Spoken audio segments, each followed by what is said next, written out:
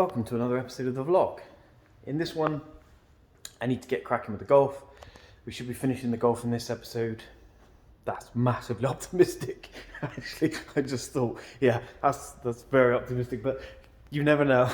We'll give it a good go. But this needs to be finished within the next day and a half because I have another car arriving, and as I explained in the last episode, we have a show as well. So I'm not going to bore you going over exactly what I've just told you. So anyway, I've still got some things to do on the interior, rear passenger footwell and stuff. Again, I'm just going over what I've just told you in the last episode, so I'll stop boring you there. I have noticed one thing on the Golf.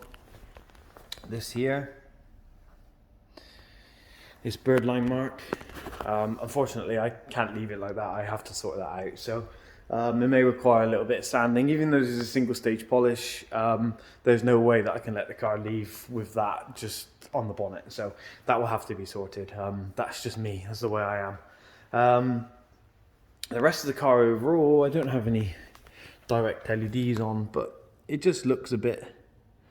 This is some water spot damage in that on the roof. But overall, when I had the LEDs on yesterday, and I will show you the paint condition with the LEDs on, or a scan grip handheld light in a bit, but overall it didn't look too bad. So when we quoted on the car, we said it probably just needs a single stage just to bring the gloss levels back up.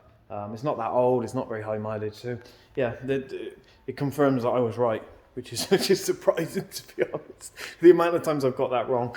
And again, I've probably said before, but it's a really good idea to wash a car for the customer before you quote, and it's very much do as I say, not as I do, because I don't, but it does bite me on the backside sometimes when I have a look at a car and I go, oh, that looks in great condition. Well, it's got a small, very light film of dust or dirt on it, and then I get it in and it's absolutely horrendous, and it ends up taking me more time, and I end up not charging the money that I should have charged. So there's a top tip for you.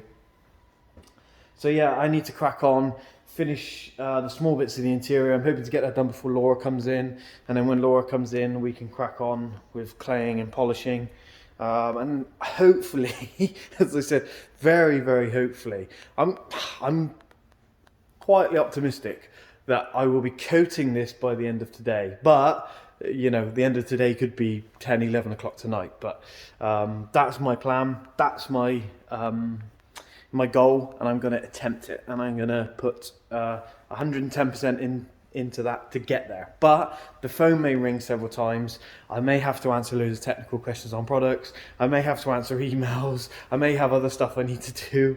So that's why it may not happen. If I could just stick the earphones in and crack on with the car, then yeah, I could easily be coating it by, you know, this evening. But that's not the case here, because it's not just detailing that we do. So we have training courses coming up, so there's lots of guys interested who are asking lots of questions, and they need the answers. So, right, I'm going to stop talking because I'm probably boring you to death now. I'm going to get some time lapse on some of the stuff I'm doing, and I'm going to try a different kind of time lapse because the photograph ones are a little bit just too fast, too jerky. So I'm going to try some videos on the GoPro and then speed them up during editing. Who knows? I'm not an editor, but we'll see what happens. So, right. See you guys in a bit. Right, so I finished the last few little bits of wet vacuum. The rear footwell's been done. That was the only thing left over from last night.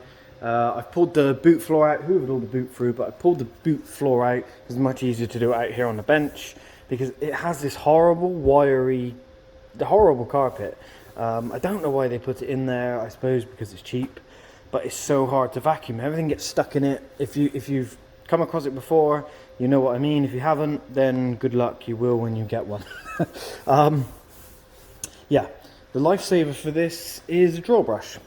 Put it on your drill, and that pulls all of the dirt and bits of grass and stuff that's stuck in the fibres of this horrible carpet out, makes it easier to hoover away. It really is a lifesaver and cuts time. You can hoover this over and over and over and over and over again. And it still won't be perfect. It takes forever. But it already looks much better. There's still a few bits in there. I've used the drill brush again when using the Poozy to shampoo it. So It will need a final hoover because I've pulled more bits out, and you can probably, if I really zoom in, you can see them sticking around. But I'll get them before going back in the car.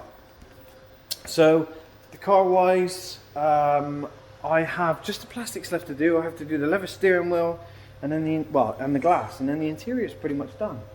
At the moment I have the BLO car dryer, or blow car dryer. As you can see, the air freshener's having a whale of a time in there.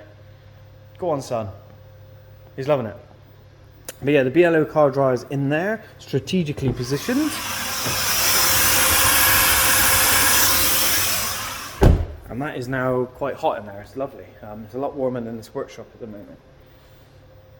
But yeah, that's going on drying. And it's a really good tip. I mean, I could run the engine and leave the heaters on, which is the old school way, but that just uses the customer's petrol. And at the moment, that's not a good idea with the petrol prices. So I'll use my electric instead. And yeah, it's just a bit more courteous than having it running. The BLO blows hot air. That gets, you know, hotter and hotter in there. After about half an hour, it's like a sauna. So all the seats and everything will dry, and carpets will dry thoroughly. So there's no risk of damp or anything like that, or even, you know, that horrible moldy smell. So that's taken care of. So I'm just waiting for that to dry off before I do the rest. What can happen is, while it's drying, you can get a small bit of condensation on the window. So that's the reason why I'm drying it now before I go into all the other bits, so that I can just clean it, and then with the doors open, it'll air out and it'll be dry. So the birdline mark on the bonnet, I had a really good idea of doing a video on it to show you guys how to do it. But it turns out that it was way too simple, that it was pointless doing a video. It looked worse than it was. I'll show you the results now. I mean, I can't even remember where it was. It was around here. But I've tried looking, but there's nothing left. So it clearly wasn't that bad. It was just some light etching on top. It looked worse than it actually was, which is good, because birdline can be very bad on paint. It can damage right the way down to the metalwork, and that would be a real shame on the bonnet of this car. It'd be a real shame on any part of this car, but that would be a problem. So I'm glad that's been sorted easy, and the easiest way I did it. I thought I'll try a bit of cut and finish with a Sonex green sponge on the XE forced rotation. If you've seen the Land Rover Discovery did, this is a killer combination. But I was only expecting to just improve it enough, and then maybe I would need to do some sanding. But as you see, that just sorted it out in one go. And there's also put a lovely bit of gloss on. There are still some scratches in it, but as I said, the customer just he just wanted the coating. But as I explained, I have to do at least a single stage polish to prepare the paint for the coating. So yeah, which is a good job, because like if you see it, I mean, the roof's hard to video. Let's see if I can get this side quarter here. But you can see it's just a little bit dull. Grey is such a good colour because it doesn't show imperfections. Like out in the sun, this won't show swirl marks unless it's really bad. So he's exactly right. He said to me there's no swirl marks in it. Which, you know, if you look in the sun or whatever, then yeah, you're probably right. If you look at that there, it does look okay. You can see a few flicking up on the camera, but to most people's eyes, that's perfect paint. But what we can do is improve this gloss, because it's very grey. Even though it's grey, you got that hazing which just comes from weathering and stuff. So a single stage will clear that up, the coating will add gloss, and then this will, as he wanted, look like a brand new car again. I can hear the rumble of a 3-litre TDI Audi, which means Laura's turning up, which is good timing because we really have to get on with this car. So I'm going to leave it there. I'm going to get some more time lapse, and me and Laura are going to really get cracking on this car. I can't see this being done in one episode because I'm just talking too much, so we'll probably split it up and do a few episodes, because I quite like showing you guys what we're doing and talking about what we're doing, rather than just a time lapse and then me going, well, I've done it, then another time lapse and me going, oh, I've done that. At least this way you kind of see. And now the battery on the old the battery on the gimbal has died, which was good timing. It was. I didn't fall over. The camera did. It's probably was like we just had an earthquake on the camera, but we haven't. So yeah, forgot where I was now because the camera decided to disappear. But anyway, that's done. So I'll catch up with you in a bit.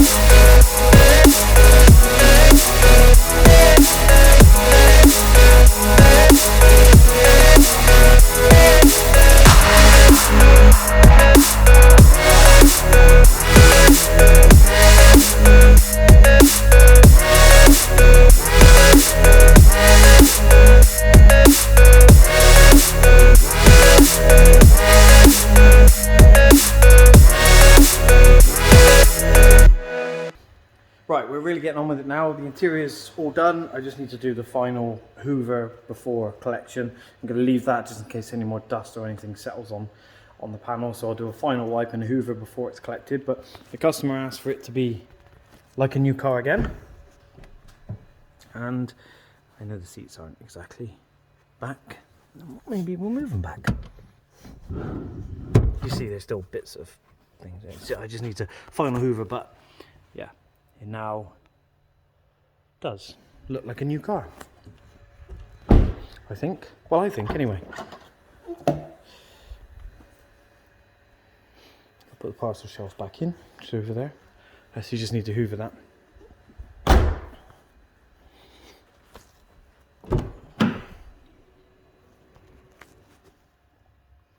Okay, steering wheel's all lovely and matte. I used Colour Lock mild leather cleaner on that. Because this Golf isn't that old, there's no need for like a strong leather cleaner because the leather's not that old. It shouldn't be that dirty, it should only be light dirt. So yeah, using a mild cleaner is enough just to bring it back. So it's normally with Colour Lock, what is it they say? I think it's, if it's older than 5 years old, then use strong leather cleaner. If it's newer than 5 years old, use the mild leather cleaner. So that's what I did. It's not 2019, so I listened to them and I used the mild leather cleaner. So yeah, that's that. Polishing is going well. I have done the roof, I've done the bonnet, the A-pillars.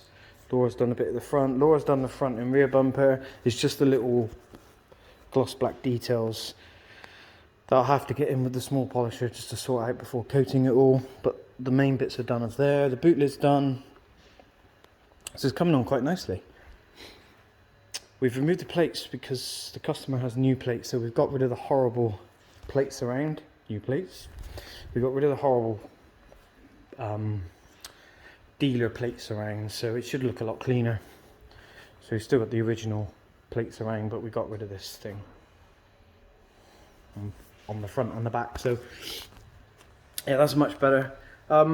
Polishing wise, to be fair, I've just carried on with how I got rid of the birdline mark, just cut and finish, and a green sponge with the XCE. It's as you can see, it's yeah, it's just solving the problem. So yeah, nothing exciting, unfortunately. It's the same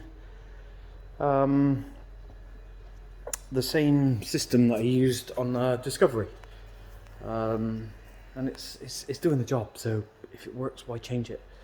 I think Laura's using 0406, which is here, EX0406, which is for dual action. So she's using the little PXE. I don't know what she's done with it. She's currently in the office on the phone, so maybe she's in there cuddling it. I don't know. Might be. Probably. So I think she's took it with her. Yeah. So yeah, it's the little cordless flex Pixie. So that's doing the job on all the little details. Because there's so many, there's so many accents and angles and stuff on the bumpers. You can't use a great big 6-inch pad or 143 pad to do these areas, so it makes sense to use the small polisher. So yeah, that's what she's been doing, and doing a great job as well. So yeah, it's just the big areas that need doing now, and then just those very, very fine details. But yeah, if anybody wants to know like the difference, so like if you have a 406 and you take, which I showed you in the last video, perfect finish. If you notice on the scale, this is 4.6. Hopefully you can see that. That's 4.6, and that one is 4.6. A perfect finish is designed for a rotary.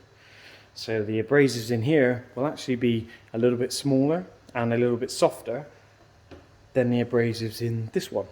Because this is a dual action, which is actually the weaker machine. So therefore, the abrasives in this will be larger and harder to make up for the weaker machine. Whereas because it's a rotary polish, it has the advantage of the stronger machine, so therefore the abrasives will be slightly smaller and a bit softer. So they balance out, they'll give the same cut and the same gloss on two different machines, it's just that's the difference. I know a lot of you guys like using perfect finish on dual action, and there's nothing wrong with that. The end result is what matters. If you're using perfect finish and getting great results, carry on. You know, cut and finish is not designed for an XE forced rotation, but I'm getting great results, and that's what matters. We have obviously our polishing systems, and that's where you get the best performance, but it's all about how it's working. If you're getting great results, that's all that matters. Just carry on. But yeah, that's why. That's the difference between those two, and it's pretty much the same with all rotary and dual action polishers. It will be the abrasives in them will be different to make up the difference between the rotary or the dual action machine. Oh, there we go. Probably bored you enough of talking about polishers now, so I'm going to carry on polishing. So, right. Yeah, I don't know. I think Laura's left. I'm not sure. But anyway, yeah, let's get on with it. See you in a bit. Oh, that's a long day, but we've smashed through it. We've got the Golf all polished. That's all ready for coating now. I've put it up on the ramp to get the wheels off, which are there. I'm going to give them a deep clean off the car because we're coating them. They've got the typical, because they're gloss black, they've got the typical scratches and swirl marks from cleaning with brushes or unsuitable brushes. I'm not sure what I'm going to be able to do with them within the budget. They really need polishing, but yeah, I don't know. We'll see how I feel. Customer's not paying for them to be polished, he just wants them coated, but me being me, I don't like to leave it looking a bit rubbish. The coating will improve the gloss levels, so they will look much better with the coating on, but I'll have a look. I'll see what it's like. I may end up just quickly running a polisher over them, or getting a cone on an extension and having to go at it, but we'll see. Give them a deep clean, see how they come up, and then yeah, we'll go with that. But yeah, this is all polished now. You can see how much glossier she's looking now. Just a single stage. I mean, grey is such a good colour. It hides so much.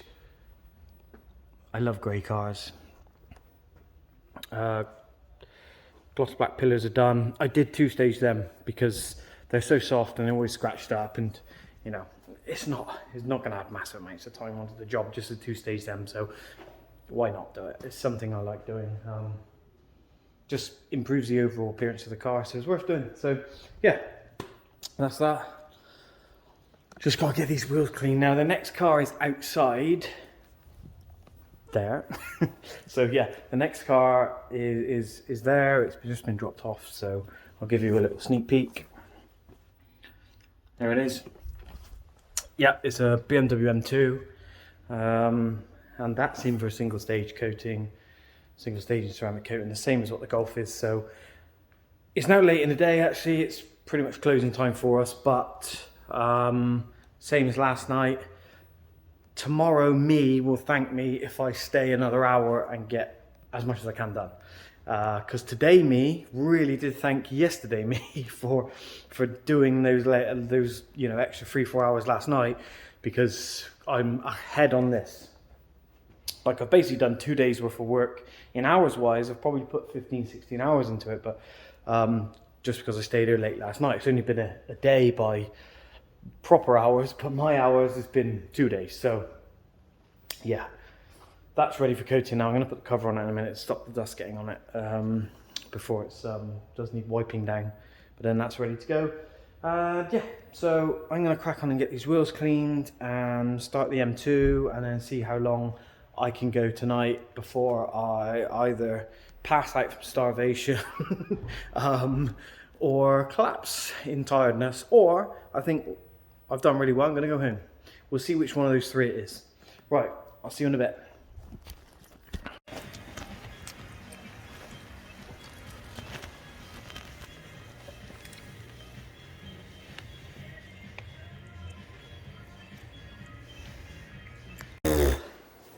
So, that didn't go to plan. I'm absolutely soaked. So, polishing in here all day. Quite nice and sunny, reasonable day. Soon as I want to start decontaminating this, it absolutely belts it down.